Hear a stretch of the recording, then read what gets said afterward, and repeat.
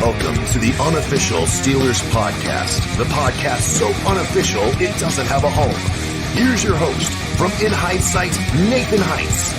From Steelers Nation Australia, Mark Davison. And from State of the Steelers, Daniel J.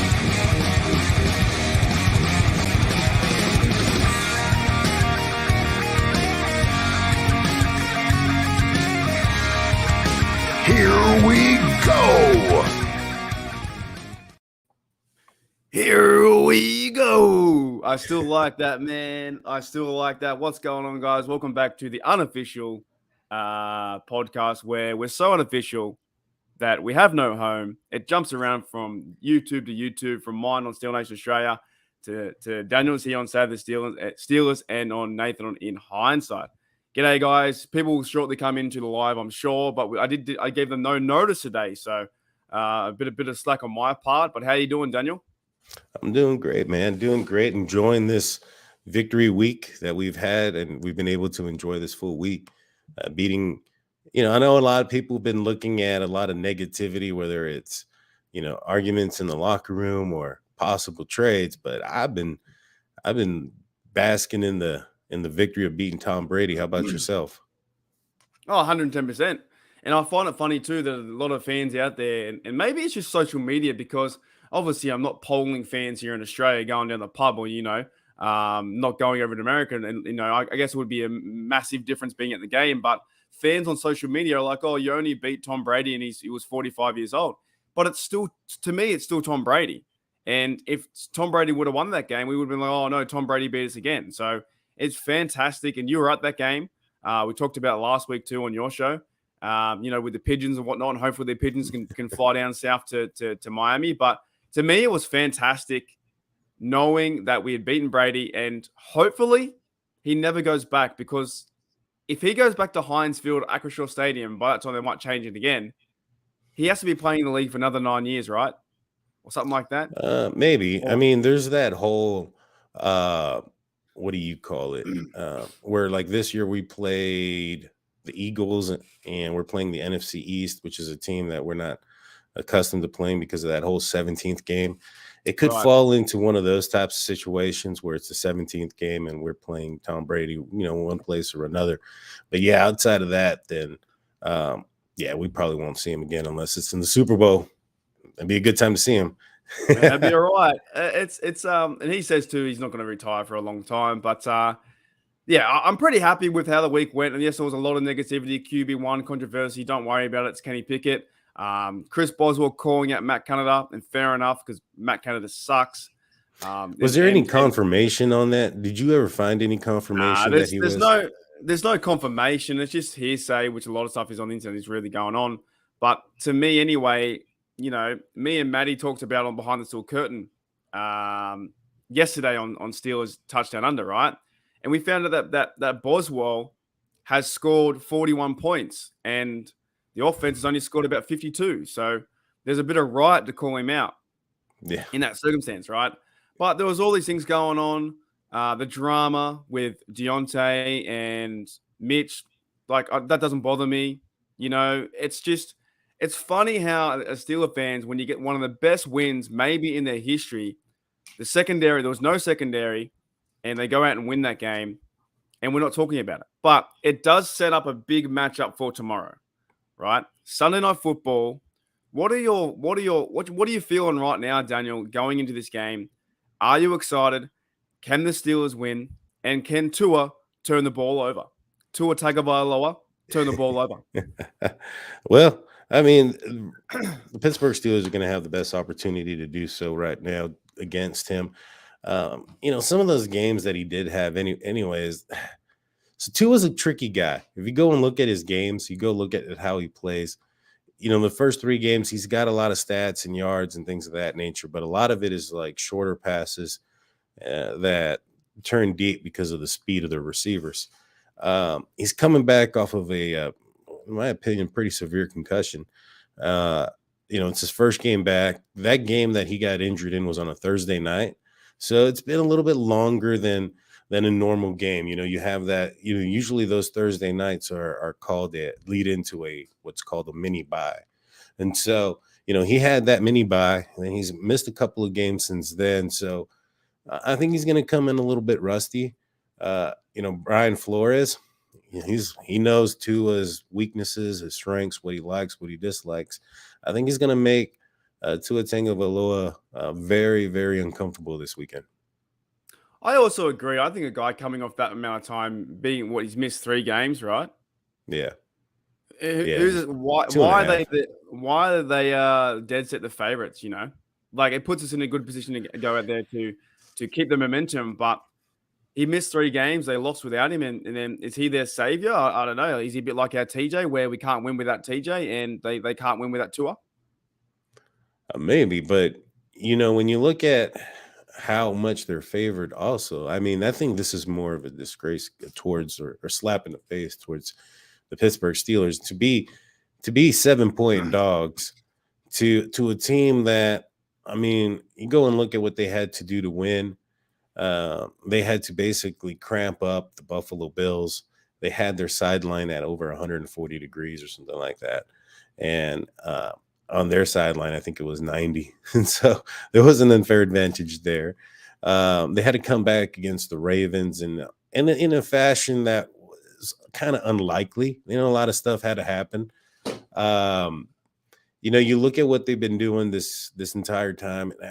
I think that they're a talented team, but I don't think they're a team that should have this much or be favored by this amount.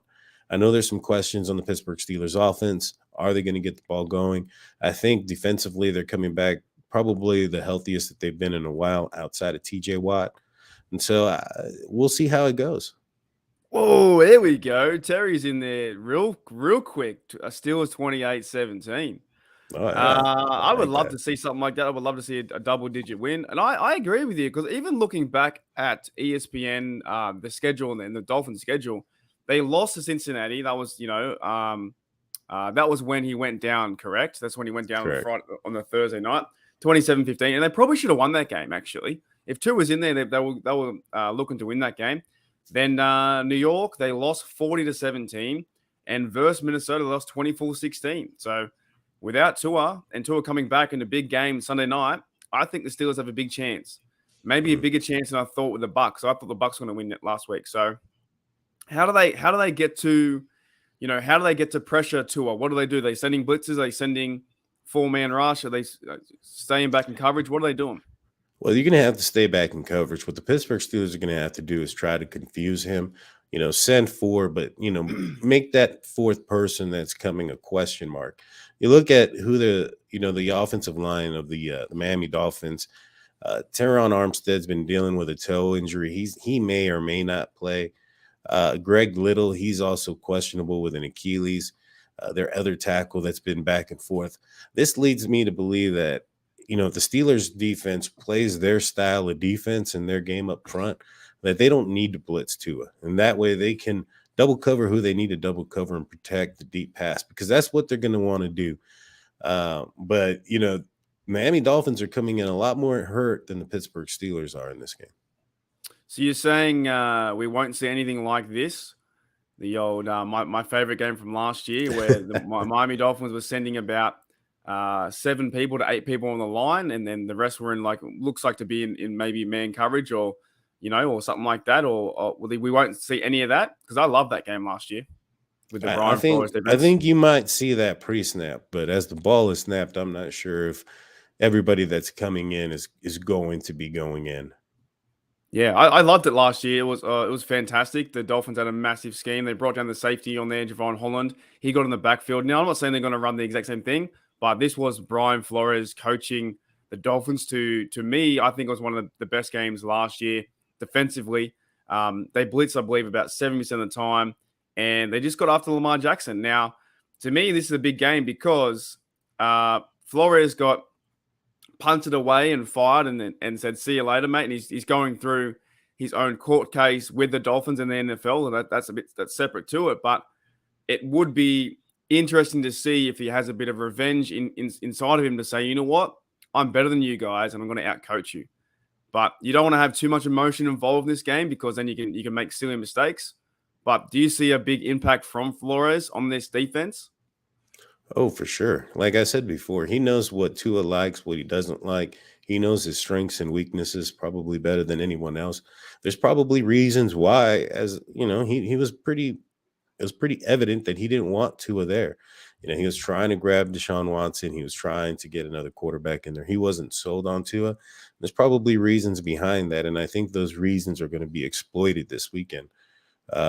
Whether it's confusion or taking the under and making him throw deep. That's one thing that he doesn't have the arm strength. And so fortunately for him, up to this point, he's had some deep balls that were thrown that defenses didn't punish him for. But at the same time, he hasn't been thrown up against Minka Fitzpatrick, who will take those underthrows and take them to the house. So I'm excited about this game. I think that's what the Pittsburgh Steelers are going to do. I think they're going to load him up, make him need to throw it deep. I think that might be one of his weaknesses. And with these receivers' speed, he's not going to be able to get it that far. And I think this could lead to some underthrow interceptions. I'm excited too because I get to watch the game at 11 a.m., which means it's probably the first time in my streaming season this year that I get to have actual beers at the right time, because about 11:30 I can crack one and that's all right. We got a comment here from Mark the Pope, right? He says, we can't run man coverage with SCBs hurt. Also, Mark, g'day. Welcome to Steel Nation Australia and the Unofficial Podcast, where we change our podcast between Steel Nation Australia and my mate here, Daniel J from Save the Steelers. You're a new name, so I want to welcome you to the chat and the community. But he says, without, you can't run man coverage without, quarterbacks hurt. Is that pretty much why we have to go in zone? I mean, maybe, but, the cornerbacks that are be playing this week aren't going to be hurt. Cam Sutton, he didn't have that severe of a hamstring injury as did Witherspoon, which is who I think is going to be out in this game. So, Cam Sutton, he should be healthy. Levi Wallace had a concussion. He was in the concussion protocol. He's coming back. He should be healthy. And James Pierre with a hip, he was questionable earlier, and he was moved up. So I think that these guys will play okay in man. I'm not sure if they're going to want to play man just because of the speed, though. But, I'm sure the Pittsburgh Steelers are going to show a lot of different things and switch it up at the snap. Do you remember that song by, I just looked it up. Is it Audio?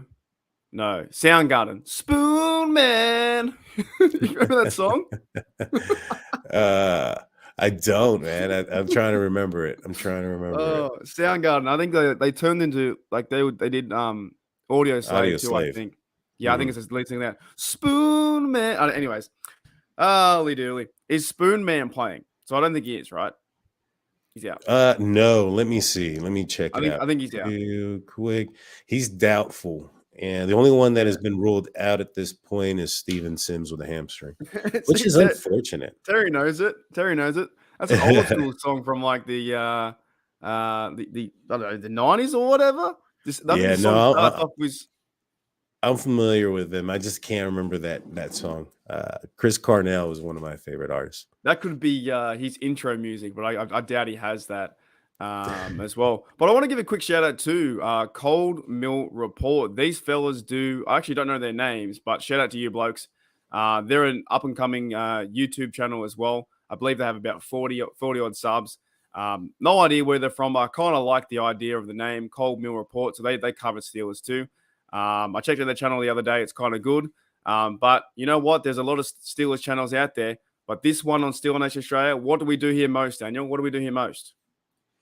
Talk about the Steelers. We shit on the Bengals. No, we shit on the Bengals, mate. That's true. That's true. But you know what? We're supposed to talk more about the Steelers. I think I was more correct and accurate in that. Yeah, I should be talking more about the Steelers. Maybe that's why I can't just get to that 1K just yet. But I like to shit on the Bengals as much as I can. They're still 0-3. But no, I just want to give those guys a shout out too. I've seen their stuff. They're really good. So to me, yeah, like with Tua in this game, like is it going to need a big pass rush? Do we need to see a big game from like Alex Highsmith running out there and getting all the sacks? Definitely. I mean, when you look at the injuries that are going along the Miami tackles there on the offensive line, Alex Highsmith has to have a game. He's and he needs to. I mean, when you look at, I think the first month of the year, the AFC Defensive Player of the Year or Defensive Player of the Month was Melvin Ingram. You Yeah. know, he beat out Alex Highsmith. So, a little bit of Melvin Ingram was, for those that I'm sure y'all remember, was a part of the Pittsburgh Steelers until he cried himself out because he couldn't take over or didn't, was losing snaps to Alex Highsmith. This is maybe a little bit of a put it in your face Melvin Ingram game for Alex Highsmith, and hopefully he gets at least 2 sacks, man. He needs to rack them up. And like I said, in this game, you have both of their tackles, not doing so well. So getting pressure is going to be key in this game, especially if we want to limit their passing abilities down the field. It does happen a fair bit, doesn't it? Even my mate, Debo Harrison had a bit of a whinge on the way out, because those players do want those starting reps. But Melvin Ingram signed, and we're all so excited to see Melvin Ingram. And next minute, nothing happened. He didn't like being where he was, and he said, "See you later." So I would love to see the offensive line absolutely, not allow him to get anywhere near Pickett, and flapjack him and push him to the ground consistently, and make his day very frustrating. Are you switching just a little bit? Are you worried about this Dolphins defense getting after Pickett, or can Pickett handle himself? I mean, Dan Moore he's had an up and down season. It's going to be tough, man. There was a little bit of pressure on, when you look at Dan Moore, and the left side has been up and down. Dan Moore and Dotson have not been the top quality of offensive linemen that we've been looking for or thinking that they were. They need to step it up. Getting Pat Freiermuth back is huge. He's going to be able to help out on that side. Motioning Gentry and having them both on one side as well is going to help. But, Dotson needs to get it going. He had a horrible game mentally, and physically. He just had too many penalties in this last game, and they need to clean that up. Dan Moore's been known to have a couple of penalties as well. And so, it comes down to a point where the Pittsburgh Steelers can't be beating Pittsburgh Steelers. They have to go on and do what they need to do. But I don't foresee this being too tough of a game, as far as the rush goes towards. Yeah, I think they're going to be able to handle it. I really like what Jaylen Warren's been able to do out of pass protection. He's been doing a fantastic job this year. So that part doesn't really concern me. I'm just, a little bit of not breaking news, but it came out on the injury report that for the Miami Dolphins, Howard is questionable now with a groin. Right. And so, I'm not sure who he was going to be covering, but whether it's Deontay Johnson or Pickens, that could be a nightmare matchup for the Dolphins. What are your thoughts as well about the offensive line?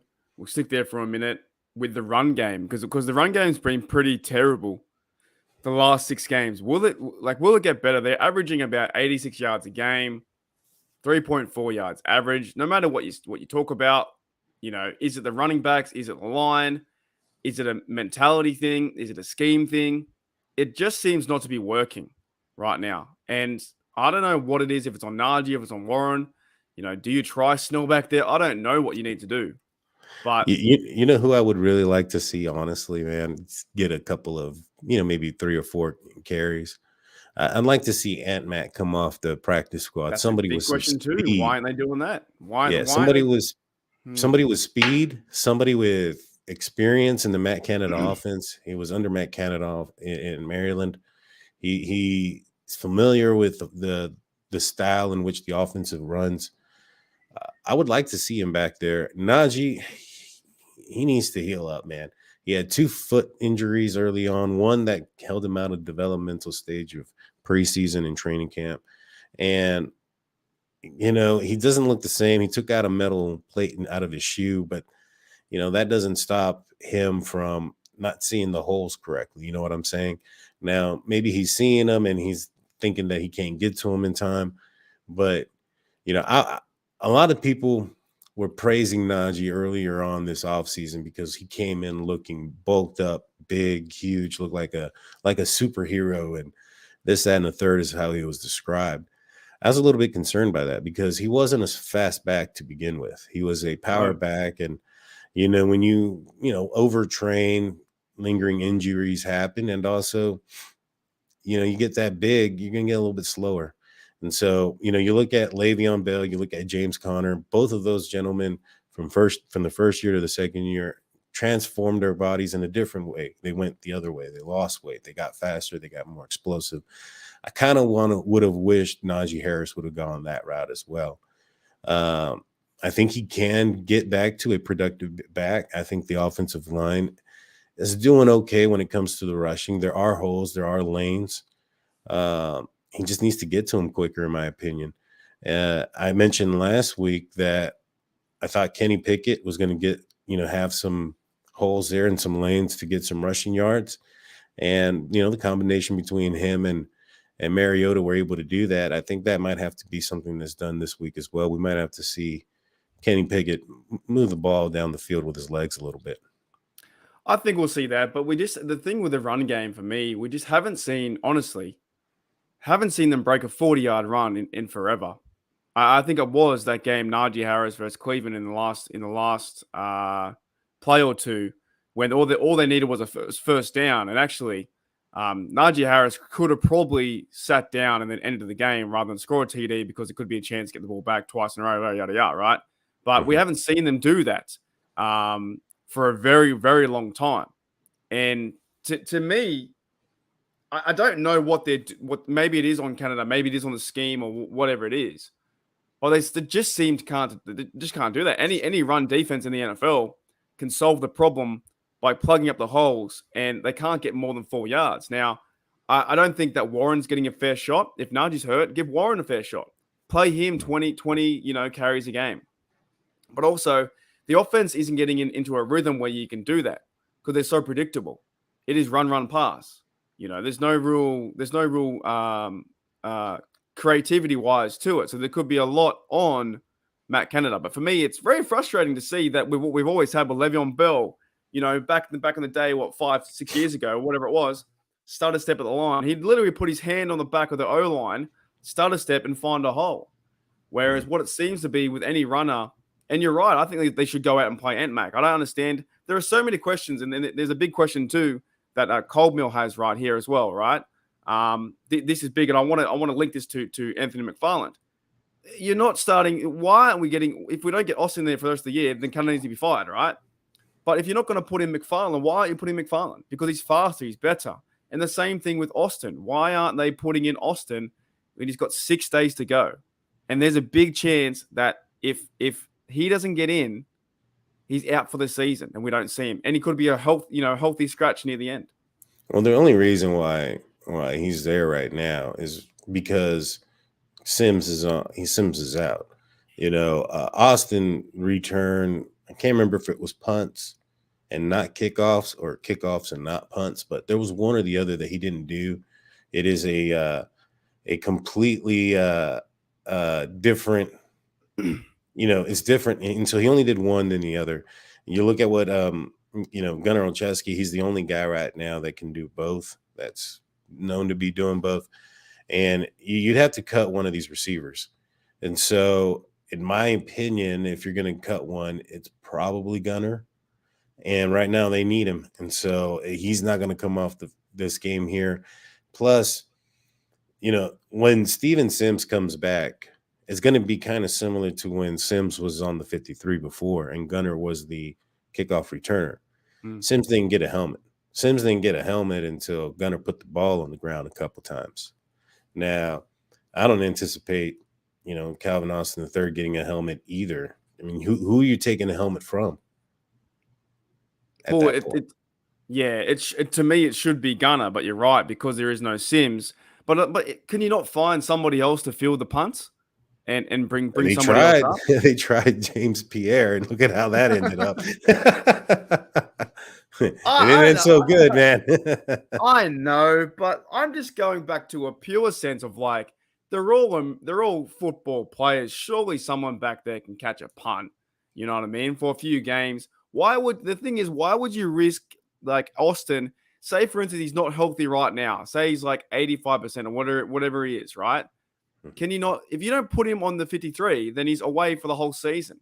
It doesn't. It doesn't make any sense that they would do that. Why go and draft a guy if you're not going to use him if he's going to be healthy in 3 or 4 weeks? Because you got to go back to Gunner. I get that Sims is injured, right? Sims is injured, sure. Okay, you might have got to put Gunner back in there, but can you not cut someone else or put someone else off where you would try and, it's some okay. Anyway, somehow, some way, you have to put Calvin Austin in there. And I don't. And the more they leave Calvin, you that's 7 receivers. That's unheard of. Yeah, but then you got to cut someone. You think? Because I don't know. Yeah, but which one? I would honestly, what I would do if I was the GM, and I'm not, but I would probably cut Olszewski, keep Sims, right? And I would find a replacement for the punt return. And also the kick return, they barely bring the ball out anyway. They barely bring it out. So you got to get a guy to get in that's there. What happened to James Pierre. Yeah, if they see somebody out there who isn't, an NFL kicker, if he sees somebody out there like James Pierre, he's not kicking it in the end zone. He's kicking it. He's going to make him field it. Even for instance, right, you could even put Deontay Johnson back there to field a few punts until Austin is liable to go or till Sims gets back. That's what I'm saying. Like, it's not one big overall, there shouldn't be, I'm going more back to my NRL stuff, right? Anyone in the NRL can pretty much do any position. They can play fullback, receiver, you know what I mean? They can play wider, they can play prop, they can do whatever, and play lock. But you shouldn't just have one guy. Like, why are we going back to Olszewski to field a punt and he's the only guy? Why can't they put in Deontay Johnson that can field a punt? You know what I'm saying? And then cut that guy. Well, it needs to be more than one guy. You look at the percentage of Deontay Johnson is for the offense. And you put him out there in special teams, likely a chance of him getting hurt. And so, you don't want to put your top 2 receivers out there. You're not going to see Pickens fielding punts. I don't even think you'd see Claypool out there. Boykin doesn't seem like the body type either. And so you have to go then to there's a lot that you can't catch more. There's, you know what I mean? It's frustrating because you're not going to see Pickens back there. You're not going to see Deontay.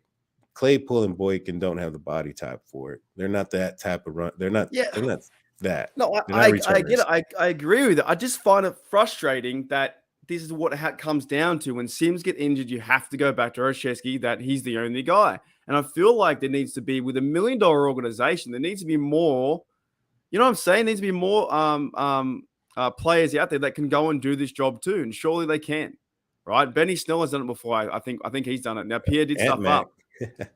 Exactly there. Oh, that hurts. This is what I tell you what. I do get really frustrated at this offense and the coaching, and I am a Coach Tomlin guy, but a lot of times you see in the preseason where Anthony McFarlane I didn't even think about that. Why don't they bring up Ant Mac and cut Olszewski or something like that? But then I guess you got to cut Ant Mac. Well, yeah, Ant Mac, because you got to cut 2 people because Ant Mac is not on the 53; he's on the practice squad. Well, I guess you can bring him up. You can elevate him so he doesn't have to take. The point is you don't want it. Why if you're going? My point. If you're going back to Gunnar Olszewski by default, I think that's silly. I think that's overly silly. He's not very good at punt returning. They haven't really used him at receiver. I mean, he's an all-pro punt returner, so he's had it in his repertoire. He was known for being a specialist. All right, then. Well, then go and prove me wrong. But you hit the nail on the head. They're not using this whole offense and this coaching staff can be very frustrating to me sometimes. We have a big game going on, a massive game, and they're not bringing Austin back into or starting Austin at all. They probably won't do it, and they won't even start McFarland, right? You know what I mean? Can they not cut Snell on the teams or it's just frustrating to me that they're not playing certain plays. Snell falls into the Dan McCullers grouping. He's got something on the coaching staff. I'm gonna find out how many tackles he's had on this. But to me, it just overly is frustrating. Like the McFarlane, they used him in preseason with kickoff returns. He did quite well. Why aren't you using him? And they just seem not to be using players in those certain roles. They seem to bang their head against the wall until it doesn't work anymore. and I thought McFarland had a decent preseason. I thought he wasn't making any home run hits or anything like that, but he was averaging, in my opinion, probably more yards per game than what Najee Harris is doing right now. I'm pretty positive that was the case. And I'm not saying that Ant Mac is a solution or he should be the number one guy, but you are going to lose give him a your chance. mind. You're going to lose your mind. What? Look, I'm not a coach, but this is what frustrates me, right? Surely they can go out there and put something together. How many tackles do you think Benny Snell has made on teams? This year or in his career? This year.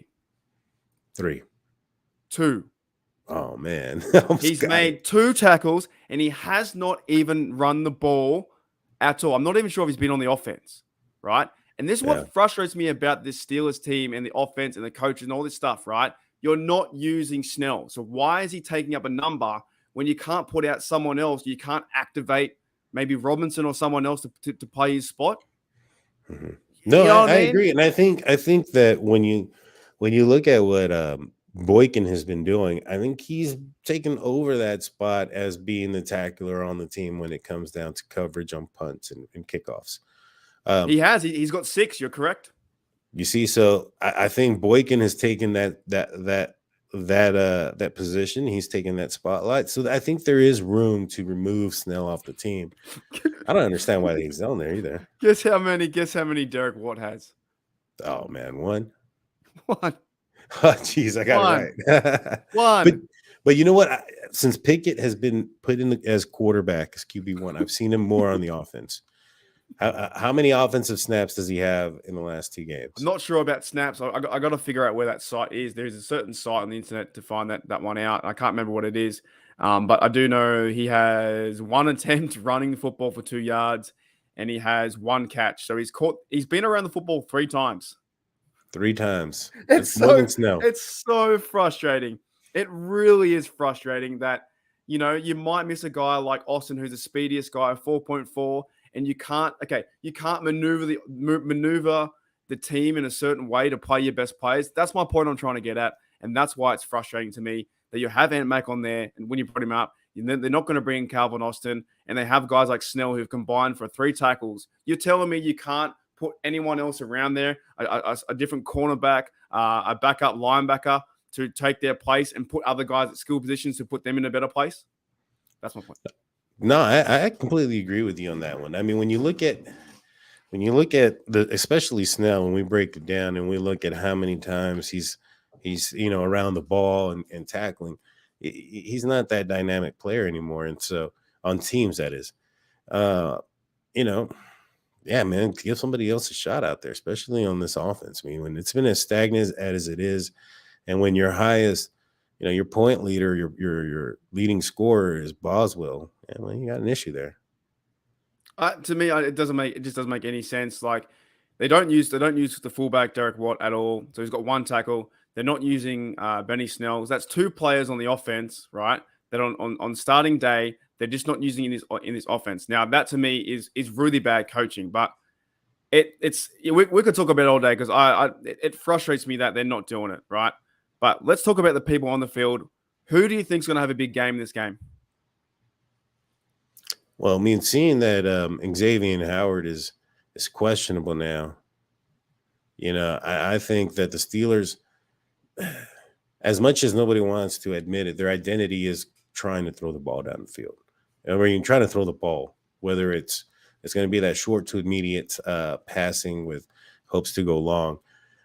With Xavier Howard having a groin injury, I think that maybe George Pickens might have a good game in this one. I'm hoping he does. He needs to have a breakout. I think Kenny Pickett needs to have a breakout game. He needs to put up 3 passing TDs in this game. Not for anything like he needs to. It's more I want to see 3 touchdowns from him. Yeah, I think I want to see at least 2 or 3 as well. I want to see, but this was also it's so frustrating. So many skilled players, and there's still the Matt Canada offense is horrible. So can the Matt Canada offense allow this team to go out there and just play, pick apart the defense? Can he go out there and make good connections with players and move the football down the field and do things the right way. And if we go back to this 3 and out, and, conservative approach, it's going to be frustrating to watch on Sunday night. But this is why I'm always I'm so hopeful for this team with the players we have, the players we've named who should be getting chances that aren't. Claypool, I think, is played a good game last week. Can he back it up? It's just the point to me is, can they do it? You know what I mean? How many times I've been doing this podcasting thing for 2.5 years now, and I feel like I've been saying the same thing over and over and over and over, and we haven't seen them score, beat an opponent by 20 points in a very long time. And that's a good. There you go. Short answer, no on the Canada thing. Kenny can do it in spite of him. And then we heard Big Ben, I believe, he talked about on his podcast this week or last week, said he was drawing up plays.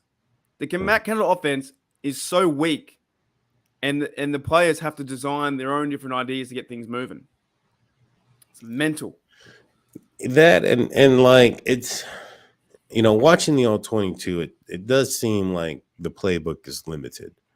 And it doesn't matter who's out there. It's kind of like same concept, same route, same plays in the same formation. A couple of different times. I think the interception that Kenny Pickett had against the the Bills game right before the half. A couple plays before that, the Steelers ran the same play, and Deontay Johnson was going open down the field. I think that Canada saw it, ran the play, and I think the Bills saw it too, and they picked him off. That's a great point by Claude there. When Canada said they didn't know what to do with CA3, he should have been fired on the spot. I really, really, and I didn't want to go this negative route, but it always seems to come back to Matt Canada. You know what I mean? It's kind of like with Matt Canada, when you know when someone's lying to your face, Mm-hmm. you know what I mean? And they're talking to you and they're a lie completely. He's a bit like that. He's saying that the offense is going okay, it's doing good things, but you're not. The offense is doing okay. You reach out for help, but then it also falls on Tomlin too, Mm-hmm. So I got a question for you then. So when things look the same with Ben, with Pickett, with Trubisky, well, not Pickett. Pickett looks like he's changing it up a little bit, but Trubisky's play looked kind of the same, like he was running the same offense as Ben. Mason kind of looked the same. Everybody says it's Canada, right? Because those quarterbacks that are different playing the same. Well, there's Canada, there's Randy Fichtner. Those two guys played the same. Maybe it's Tomlin. It could be. It could be Tomlin. And I don't think it's Tomlin himself, but the fact that it's no secret that the Pittsburgh Steelers organization, outside of the head coach, don't pay their coaches top tier. You get what you pay for at a certain point. You're paying for Randy Fichtner, you're paying for Matt Canada. That's what you're going to get, until the Steelers change their ways a little bit in that aspect. That's when we're going to get a top tier or top notch, offensive mind, which I think would work great with Tomlin, because Tomlin's a masterful defensive mind. You know what I'm saying? So he should find somebody who is a mastermind at the offense and let that guy do his thing. You know what I mean? The thing is with Tomlin, and I actually see it with I brought up two references back to the rugby league, but we have a team here called the Manly Seagulls, and they just got rid of our coach called Des Hasler, and he'd been a coach for a very long time. Then he got fired by the Seagulls. Then he got rehired, and then he got fired again. The thing is, though, I find with Tomlin, and I'm a believer in him. However, he may be still working with the same kind of mentality that worked in the previous years, like 10, 15 years ago, right? Mm-hmm. And these same concepts with him, he might be like, okay, what he's always done, he's always been doing in the future. He's not changing much up. He really doesn't change much up. Now, he says in his speeches all the time, he has a million of them, he says, we don't seek comfort. But to a lot of Steel fans, and I see it, I'm a Tomlin guy, but he is seeking comfort. Because right now, scoring 15 points a game, 20 points a game is not good enough, right? That's seeking comfort, not allowing your quarterback to go out there and sling it and design certain routes and create routes that are creative and have a bit more of an effect on the game and take control of the football. That's seeking comfort. You're trying to not lose the game where you should be going out there to win. Mhm. So there could be a point, like there could be a very good point, right? When Tomlin does maybe walk away in 2 or 3 years' time, this whole offensive or coaching scheme may change because Tomlin's been doing the same thing from 20. When would he come in? 2009 or something came in, or 2008 or whatever it was. No, He's been 7. there a very long time. 7, right? So you need sometimes when you just keep doing your job the same way, the exact same way, you might need a bit more enthusiasm in that locker room because they've always done it the Tomlin way. So, but Well, overall, I think it's Canada too. I think he stinks. here's the other thing too, though. I was talking to a couple buddies of mine earlier today, and one of them's a Saints fan, one's a Chargers fan, and we were going over, football today, and we're talking about there's quite a few teams offensively that are playing pretty trashy. There's been some bad football across the league. That's why you have some weird losses out there. You have the Colts upsetting the Chiefs. You have, random things like that. A bunch of the Jets are looking good. Now, we were talking about the quarterback play and how there's only like a few good quarterbacks right now that are playing. And I was talking to them about it, and they were like, it's because you've seen Tom Brady be successful for such a long time. You see Peyton Manning, who was successful for such a long time. There's going to be a down curve or whatever when it comes to the quarterback play outside of a handful of guys. And I told them, well, that and also that type of quarterback play led to great defensive schemes. You had to scheme up things for it. And so I think right now, defenses have had to adapt to this high-powered offense, type of play that's going on there, and this is just a result of that. When you have somebody like Matt Canada, who's, doesn't have a history of being a offensive coordinator in the NFL until he became a Steelers offensive coordinator. I'm not surprised by the results. Like I said, the Steelers need to fork up some money and bring in somebody of high caliber offensively. Well, I guess too, it's it's his second year, right? It is a second year, I think. Second year as an NFL offensive coordinator. Correct. Right. But still, like I looked at the averages then, and I use another one called teamrankings.com, which is every rank you ever want. They're 30th in the league, 16.2 points per game on offense, which is 4 less than average than last year. Last year was 20 points per game in 2021. So offensively, something's not clicking. What frustrates me the most is all the skillful players they have, and they still can't get around to scoring points. And we scored our first touchdown with Claypool last week for a receiver. Everybody wanted to trade him. I wanted to trade him before. What do you mean? No, I know, but we finally get a receiver to score a touchdown. Everybody's like, trade him. Yeah, man. Get back some draft picks, that was another controversy. What are your big thoughts on that? You're a Claypool guy, or you still want to see what he can do? I think Claypool's matured a little bit. I haven't seen the issues that upsetted me about his, I don't want to say on-field, well, because it's on-field antics that he's had between plays and some of the things that he said after the fact.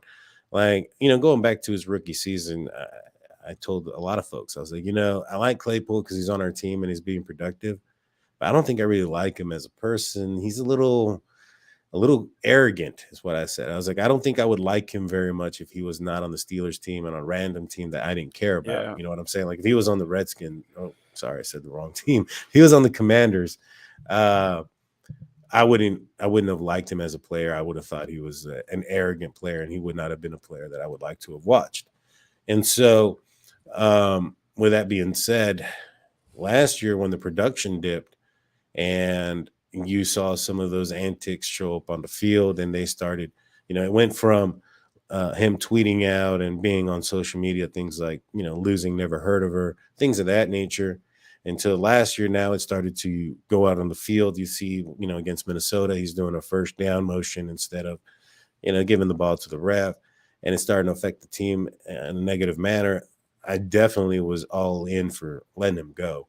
This year, he still had some of the production issues, earlier on. I mean, in fact, Kenny Pickett's first pass was towards him that he allowed to get intercepted. He definitely deserved the criticism. However, after that game, I thought he played with a little bit more physicality. I know during the Buffalo Bills game, Tony Romo called him out a little bit. But if you know, at that point of the game was over. It was way beyond over. And not saying that he shouldn't be playing to 100% throughout 100% of the game, but earlier in that game, he was running hard. He was, taking those jet sweeps and pushing the ball down the field. In this last game too, I think if Canada can use him correctly, I think he can be a useful tool. He can, but I'll tell you one thing, mate. I ain't buying this. Would you buy that? Mabeltron, I think his whole gimmick is cheesy. No, me and him are never going to be friends. I've just never liked the guy, to be honest. And I don't know $50. Something irks me. That's like $90 for me in Australia. I don't know.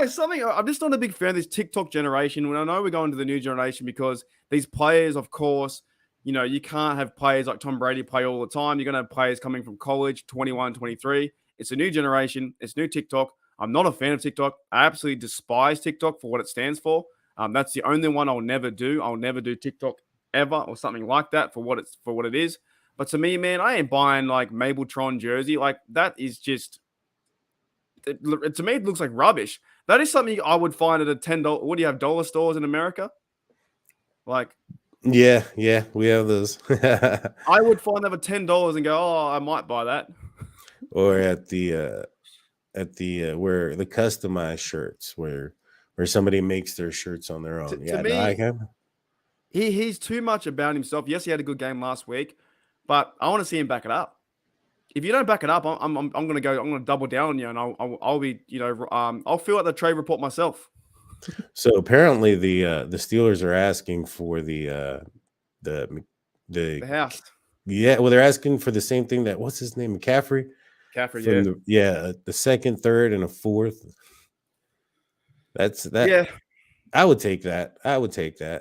And then I would use that for trade capital, perhaps maybe the third and the fourth to get back into the second, get three. Here's a question, and we're going to probably wrap it up after this question. If they trade Claypool, like, do you not just bring up Austin then? You know what I mean? Yeah, but do you have the same production there? There's two different types of players. Yes, you have a chance to get more than one TD. Well, yeah, but you got to look at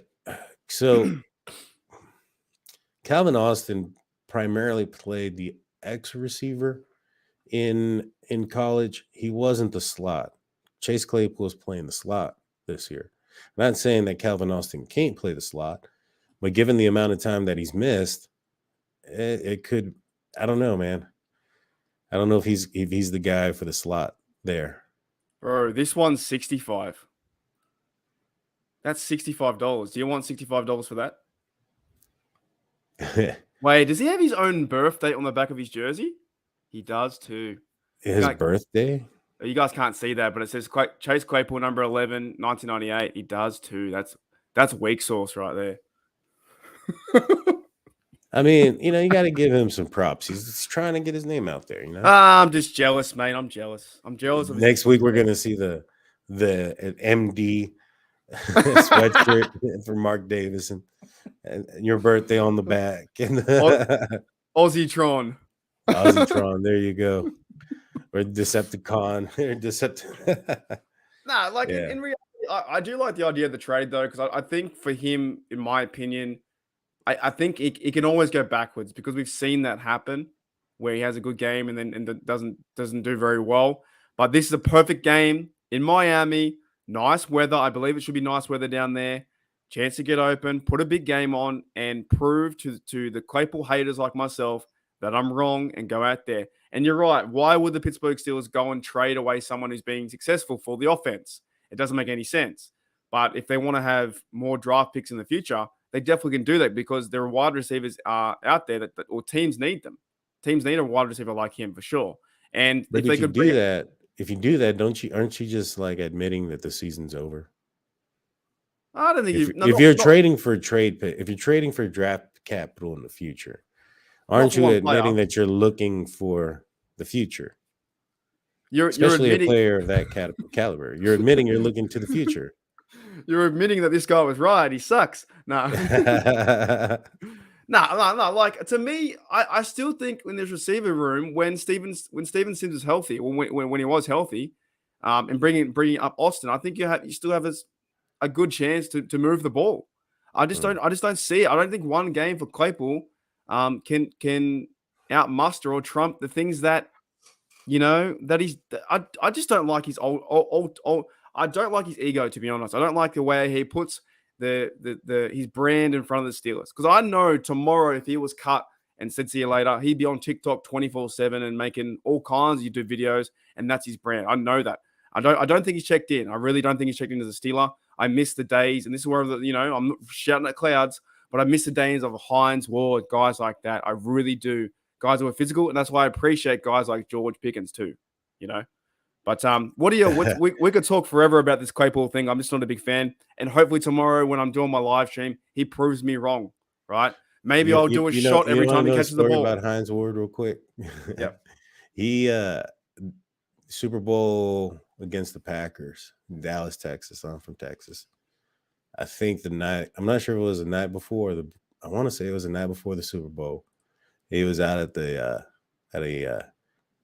how can I put this? In an establishment until the wee hours of the morning. He's smiling, right? He was smiling at this establishment. We'll see. We'll leave it at that. They all did things back in the day, man. They just didn't get caught because there wasn't video of it. That's true. I agree with that. That's true. You know what I mean? And when it comes to Claypool, I get it. He's a young guy at the same time. He's a young guy, a little bit immature. I don't think I wouldn't trade away one of your better assets at this point. Now, if the Steelers would have lost last week, looking at 1-5, still had a good game, but they didn't pull it out, then yeah, maybe you probably pull that trigger because you need some help. I mean, especially in that offensive line on the left side, in my opinion. Left tackle, left guard needs to be highly, highly looked at soon. It'd be a big move though. Imagine the Steelers news would go off.